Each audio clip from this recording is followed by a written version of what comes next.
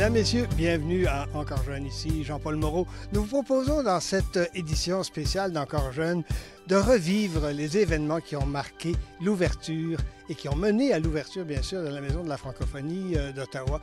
C'est tout récent et vous en serez les témoins grâce à tous nos reportages que nous avons proposés et que nous vous avons proposés au cours des années. Une histoire où il y a de la tergiversation, des délais, des plans, repenser et repenser et repenser une autre fois. Enfin, c'est une histoire qui n'a pas manqué, bien sûr, de rebondissements. Vous vous en doutez un tout petit peu. Pour comprendre bien la dynamique de cette histoire, je vous propose un certain nombre de jalons que vous allez voir apparaître dans la ligne de temps qui apparaît à l'écran.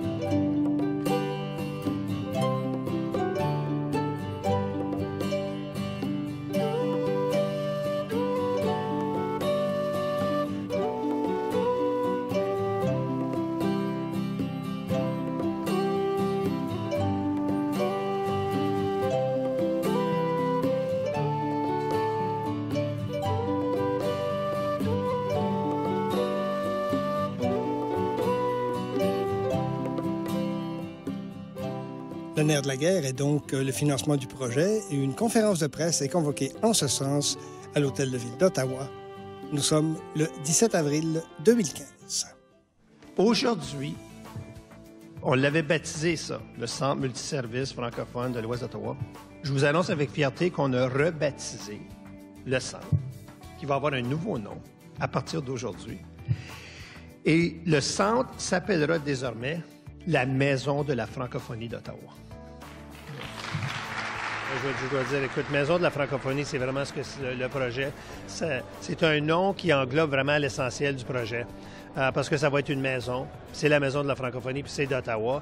Finalement, le tout va être construit, finalisé dans l'ouest d'Ottawa, où finalement, il y a un manque d'institutions francophones.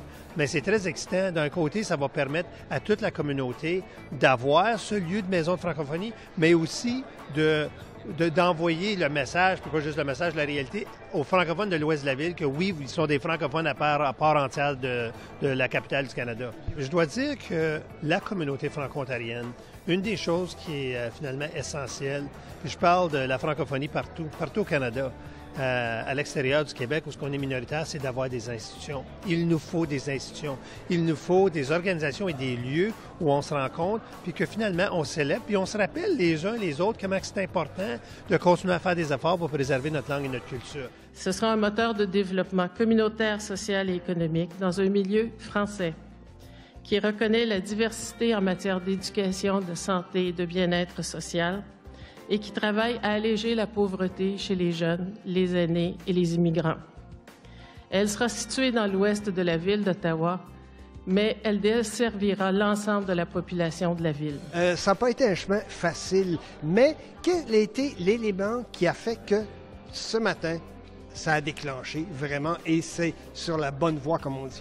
J'oserais vous dire que pendant la dernière année, les astres se sont tous alignés.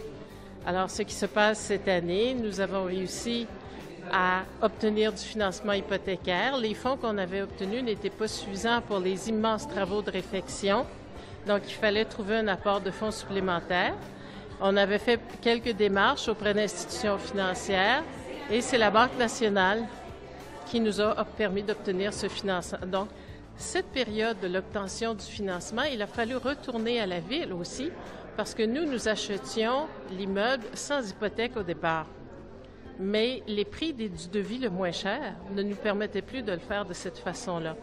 Donc, le travail pour aller chercher un financement hypothécaire a rallongé le processus décisionnel et pendant ce temps-là, les gens de la ville, comme c'était une modification importante à l'entente qui avait déjà été conclue, devaient, eux, refaire le processus aussi auprès des instances décisionnelles de la municipalité.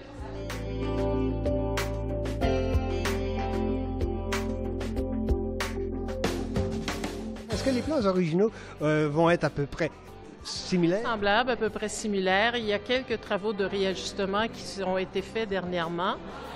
Il faut vous dire que pendant le temps où ça a pris à tout refaire au niveau des différentes instances, nous, on a continué à travailler avec les architectes, avec le gestionnaire de projet et avec l'entrepreneur en construction pour ajuster ça à notre nouvelle réalité financière. Alors, nous sommes fin prêts à cet égard-là.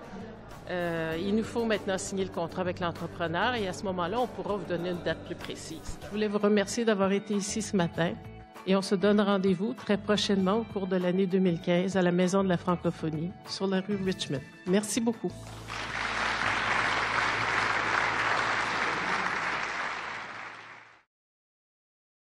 Tandis que la campagne de financement bat son plein, le CMFO tient son assemblée générale annuelle et on y expose ce qui est à venir.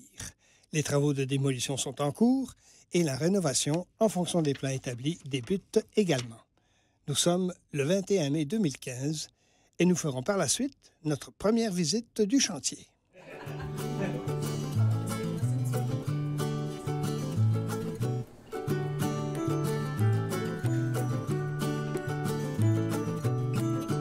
André Duchesne, écoutez, on s'est rencontrés la dernière fois lorsqu'on l'a inauguré et nommé en tant que tel la Maison de la Francophonie. C'était à la mairie d'Ottawa, bien entendu, à l'Hôtel de Ville. J'aimerais ça qu'on fasse une espèce de petit bilan entre ce moment-là et, bien sûr, cette première importante réunion de la GA d'aujourd'hui. Donnez-moi une espèce de synthèse de ce qui s'est passé. Très brièvement, je pense que l'élément marquant de cette période-là, c'était la conclusion. Vous vous souvenez que le 26 mars, la veille, le conseil municipal avait approuvé la vente de l'école Grant avec l'hypothèque de 850 000 au CMFO à l'époque, donc maintenant la Maison de la Francophonie. Depuis ce temps-là, évidemment, je vous avais dit le 26 mars que l'entrepreneur était prêt. Nous étions prêts et depuis 2 semaines, le chantier de construction est en marche. Les contrats sont signés et les travaux sont commencés pour une ouverture. Les travaux doivent finir en décembre 2015. Donc, nos premiers locataires pourront d'ores et déjà aménager pour préparer le terrain pour janvier 2016, pourront intégrer les lieux à la fin novembre 2015. Ça veut dire donc par conséquent que les travaux ont commencé. Ils ont commencé par quoi exactement? Parce que malheureusement, nous étions... Ils ont commencé par l'édification de clôtures autour du chantier. Ils ont suivi, vous devriez voir d'ici quelques jours, une immense affiche de bois sur le site qui annonce la Maison de la Francophonie, qui représente la photo que vous voyez là, avec les principaux partenaires financiers qui nous ont aidés à réaliser ce projet-là. Les travaux, il faut vider l'immeuble de beaucoup d'éléments qui sont désuets, qui ne fonctionnent plus. Alors, c'est déjà commencé, c'est en train de se faire présentement.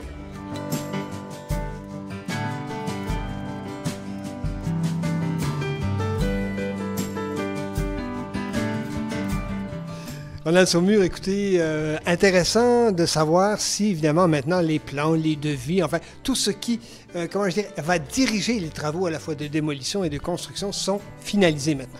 Oui, tous les plans de vie, études environnementales, études des sols, les rapports de tout ce qu'on a besoin au niveau des experts, c'est fait. La firme d'architectes, c'est G.L. Richard, qui est une firme d'architectes ici dans l'Ouest. On a un agent de projet qui est Bernard Benoît, qui est notre agent de projet. Alors, tout ça s'est bien déroulé. Maintenant qu'on a la construction qui débute, c'est le gros départ pour nous. J'imagine un peu, oui.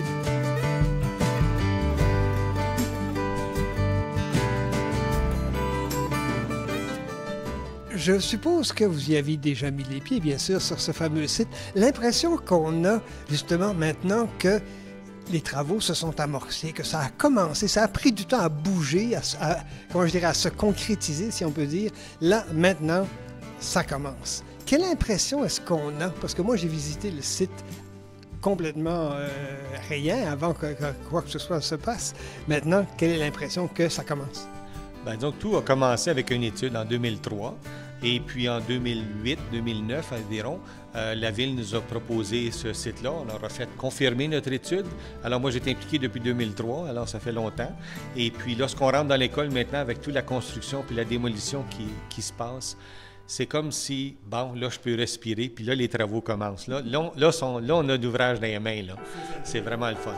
Écoutez, Ronald, la prochaine fois que l'on se rencontre, j'aimerais ça que vous nous fassiez, pour le bénéfice de nous autres, bien sûr, de l'équipe de TV Rogers, mais aussi pour le bénéfice de ceux et celles qui nous écoutent, que nous fassions un premier tour du propriétaire en construction. Ça vous va? Ça me va?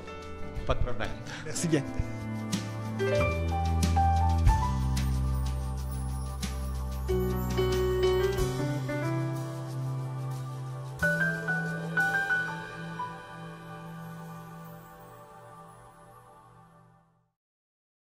Les travaux qui allaient bon train sont suspendus en raison de l'amiante dans le bâtiment.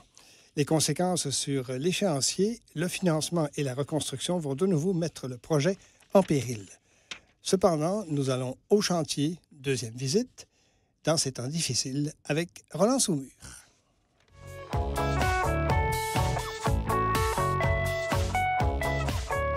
On s'était rencontrés la dernière fois au mois de juin. On allait sortir l'amiante. Qu'est-ce qui en est arrivé finalement?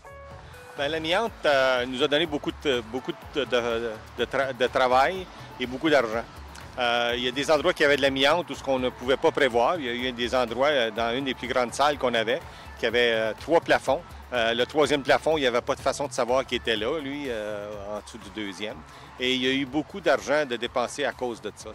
C'est ce qui nous a donné beaucoup de problèmes dans les derniers quelques mois. Ça a allongé aussi un peu, un tant soit peu, l'échéancier des travaux parce que, bon, c'était pas prévu. Donc, il a fallu vraiment enlever toute l'amiante avant qu'on puisse commencer à aménager quoi que ce soit. Absolument. Originellement, on voulait ouvrir pour Noël. Là, on va ouvrir au printemps 2016. Et puis, on était chanceux. Nos locataires ont bien accepté le délai et ne pas causé des problèmes majeurs dans leur projet à eux. C'était parfait pour nous.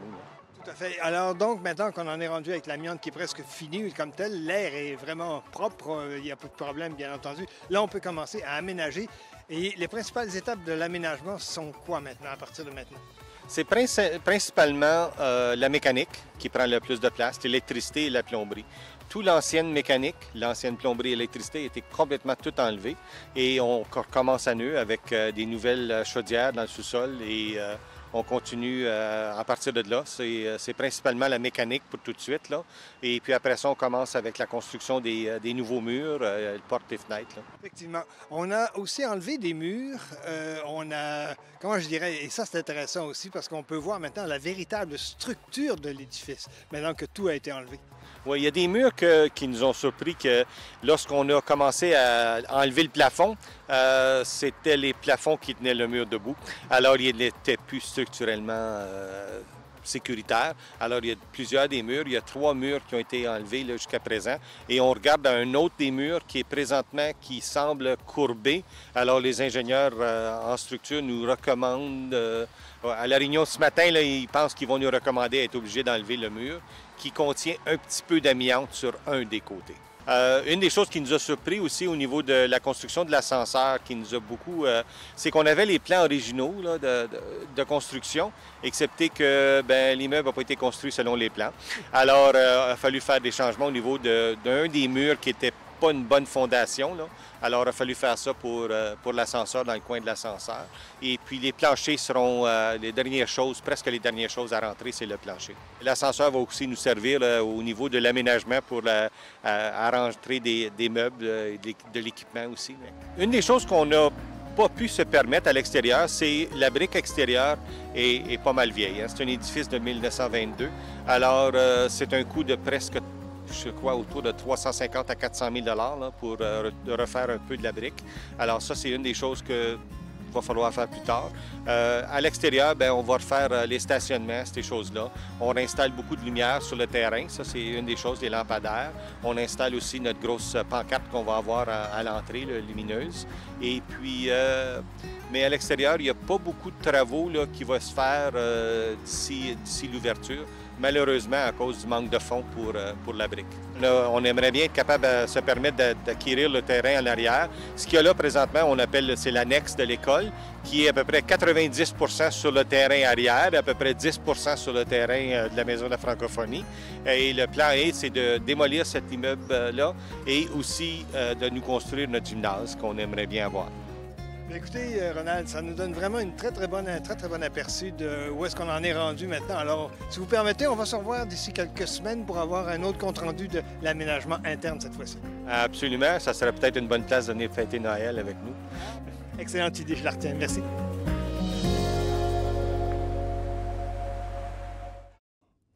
Afin de mettre à jour les informations sur le projet, le CMFO convoque une conférence de presse le 24 juin 2016 et nous y sommes présents. Alors bonjour, on se présente. Je suis Ronald Bisson, le président de la coopérative multiservice francophone de l'Ouest, la CMFO, et je vous présente André Duchesne, la vice-présidente. Nous vous remercions d'avoir accepté notre invitation de participer à ce point de presse ce matin. Nous voulons vous faire part de l'état d'avancement du dossier de la Maison de la francophonie. Vous savez que nous sommes à la recherche de fonds depuis plusieurs mois et cette recherche se poursuit. Cependant, nous n'avons plus les ressources opérationnelles pour maintenir l'édifice dans les conditions appropriées afin d'éviter sa dégradation. Nous avons approché le Conseil des écoles publiques de l'Est de l'Ontario, le CPO, pour conclure une entente. Dans le cadre de cette entente, les membres de la CMFO ont voté le 12 octobre en faveur d'un transfert de la propriété située au 2720 Richmond Road au Conseil des écoles publiques de l'Est de l'Ontario. Nous sommes très heureux que le CPO accepte de continuer le projet avec nous en vue de la création d'un carrefour communautaire francophone à Ottawa. Le défi que nous avions, c'est qu'on ne pouvait pas s'inscrire dans aucun des programmes existants. Certains programmes exigent une contrepartie de 50 %. On ne l'avait pas. Dans nos plans originaux, on avait pensé pouvoir obtenir un numéro de bienfaisance. On avait un plan pour une levée de fonds de 1,5 million de dollars. Et le numéro de bienfaisance a été refusé à 2 reprises. Au dernier refus, en décembre dernier, nous avions déjà reçu des engagements de la communauté de 606 000 $. Alors, 606 000 $. Alors, nous avons perdu cet engagement-là, n'ayant pas pu obtenir le numéro de bienfaisance. Alors, quand on parlait de contrepartie, ça devenait complexe. Il y a d'autres programmes qui existent à la province, où est-ce qu'on peut avoir des projets avec, par exemple, un conseil scolaire et la communauté, mais parmi les critères, la propriété doit appartenir à un conseil scolaire. Le CPO est très heureux d'embarquer dans ce projet-là. On était déjà des partenaires avec le CMFO depuis les tout débuts. On était un des locataires qui voulait quand même prendre certains espaces pour être capable d'offrir soit une halte garderie pour les plus tout petits ou encore des programmes pour les adultes, pour nos jeunes adultes. Maintenant, avec la décision que le CPO a prise à la table du Conseil, on va regarder le tout et on va regarder qu'est-ce qu'on va faire avec ce site-là, tout en gardant une composante communautaire très importante, parce qu'on y croit énormément. Pour nous, c'est vraiment une occasion en or de mettre sur pied un carrefour communautaire dans la région d'Ottawa, un carrefour communautaire à Ottawa, dans l'ouest d'Ottawa et francophone.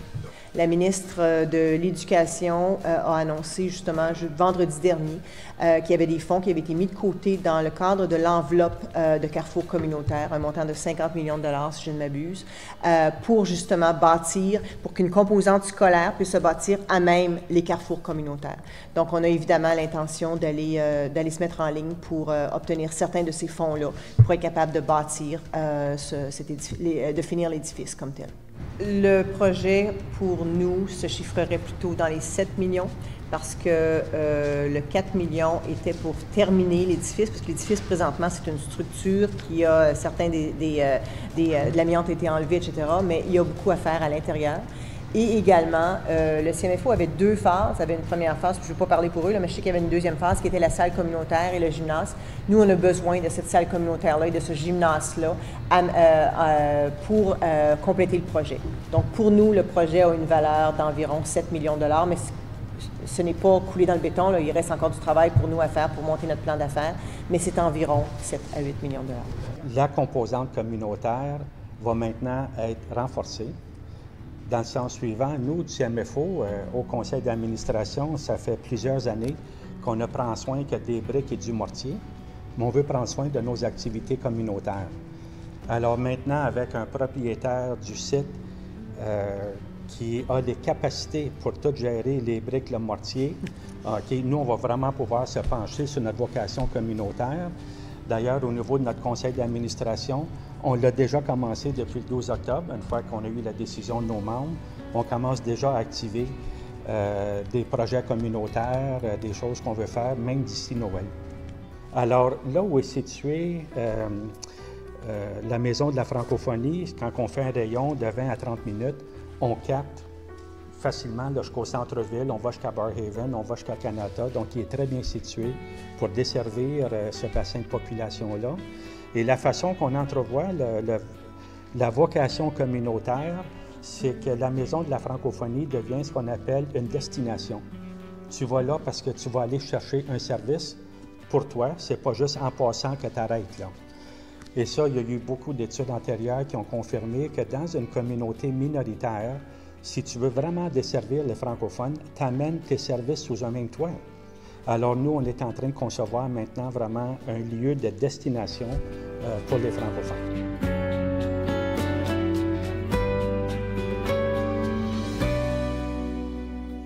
Et nous arrivons finalement au 30 janvier 2020, la soirée d'inauguration de la Maison de la francophonie d'Ottawa.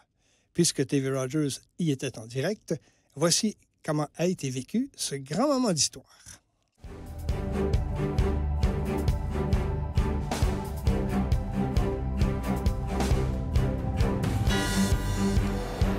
Bonsoir et bienvenue à cette émission spéciale. Nous sommes en direct du 2720 chemin Richmond. Nous sommes à la Maison de la francophonie d'Ottawa. Bonsoir et bienvenue à cette grande célébration qui est l'ouverture officielle de la Maison de la francophonie d'Ottawa.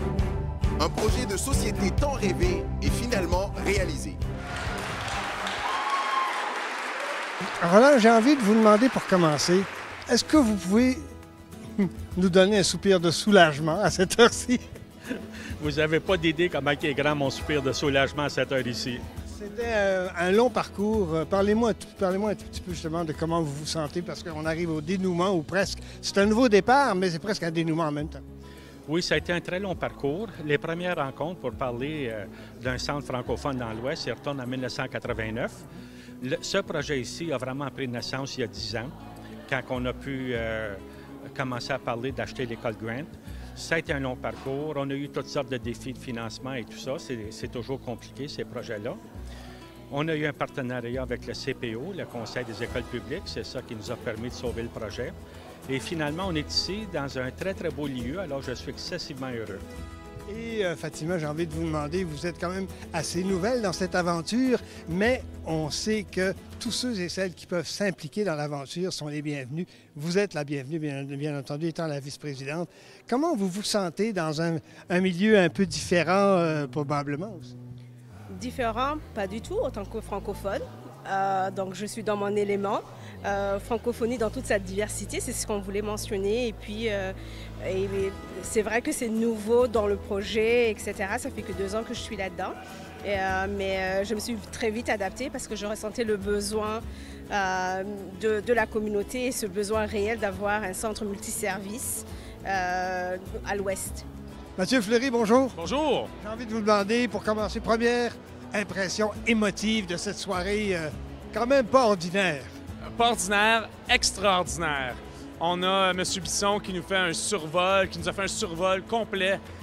Une idée en 1989. Quarantaine d'années plus tard, on est ici. On se retrouve avec un pied, une maison qui est inclusive, qui est ouverte. On l'a vu ce soir, une participation phénoménale de l'ensemble de la communauté.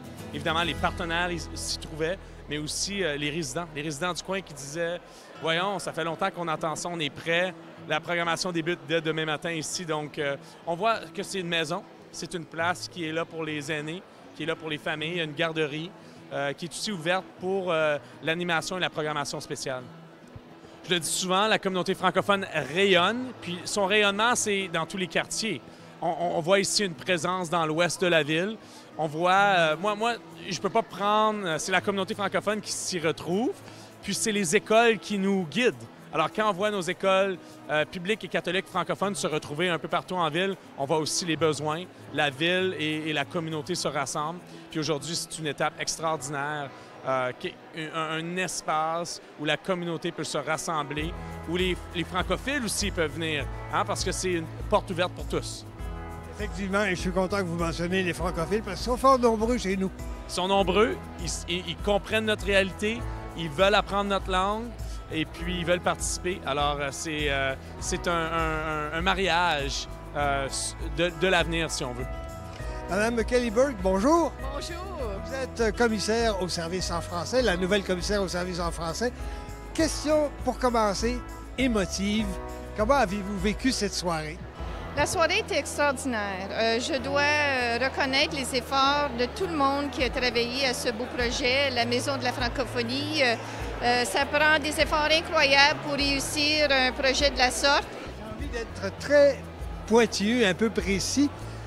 Que comptez-vous apporter comme service en français à l'ouest d'Ottawa, dans ce merveilleux nouveau centre? Est-ce que vous avez une possibilité d'ajouter quelque chose au moulin?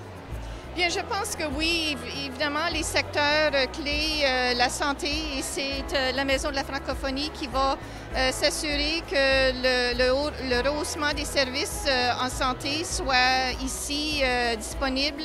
Du côté des services de garde aussi, un dossier qui porte beaucoup de poids au sein de mon bureau. Il y a aussi toute la question culturelle et je vois des possibilités ici au centre, des services qui vont renforcer notre culture ici dans ce très beau centre extraordinaire. Ronald, je reviens à vous. Là, ce soir, c'est les festivités. Aujourd'hui, c'est les festivités. Dès demain matin, on prend le collier. Et le collier, c'est important parce que les gens s'attendent à avoir ce centre en fonction. Est-ce qu'effectivement, vous allez être pleinement opérationnel? Ah oui, on va être pleinement opérationnel. On a 43 partenaires qui vont faire affaire ici. Alors déjà, je pense qu'il y a des premières activités organisées dans quelques semaines. Les bureaux vont être remplis, les gens vont être ici, on va faire nos affaires. On a eu le permis d'occupation il y a 2 jours. Alors, j'étais... Ça veut dire que vous avez eu les clés, ça? On a eu les clés il y a 2 jours. D'ailleurs, on les a eu à 4h moins quart mardi, puis moi, j'étais ici à 4h, j'étais le premier à rentrer. Alors, effectivement, on est en opération, l'édifice est en opération, les gens vont rentrer, puis rendu à cet été, là, on va vraiment rouler à pleine vitesse. Dernière question, est-ce qu'il y a encore beaucoup à fignoler dans le centre? Parce qu'on ne peut pas avoir tout fini, à moins que je me trompe, non? Bien, la construction est terminée. Le fignolage, ça va être simplement de l'ajustement à mesure que les gens vont rentrer pour s'installer. Mais en termes de construction, c'est fait. Il y a des affaires qui vont avoir lieu cet été. Évidemment, des arbres qui vont être plantés, du gazon et tout ça. Mais l'édifice, pour avoir le permis d'occupation, là, il est fait. Bien, écoutez, l'un et l'autre, bravo. Et on est content de pouvoir au moins rendre compte de ce centre dont on a suivi les péripéties depuis 2013 ou à peu près, Roland. Ça fait à peu près 2011-12, effectivement, oui. Merci beaucoup à l'un et l'autre et bonne soirée. Merci beaucoup. Merci.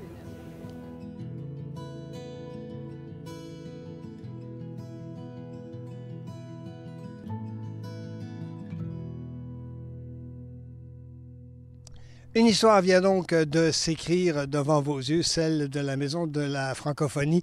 Je tiens absolument à vous remercier de nous avoir suivis pour cette édition spéciale d'Encore Jeune. Merci également aux artisans et aux artistes de la Maison de la francophonie qui nous ont permis au cours des dernières années de les suivre et de pouvoir retracer, refaire cette histoire en leur compagnie et pour vous, bien entendu. Merci également à mon nouveau complice, Danick Gratton, à la réalisation. Je pense que la complicité est établie et je vous invite d'ores et déjà, mesdames et messieurs, à notre prochaine édition d'Encore Jeune.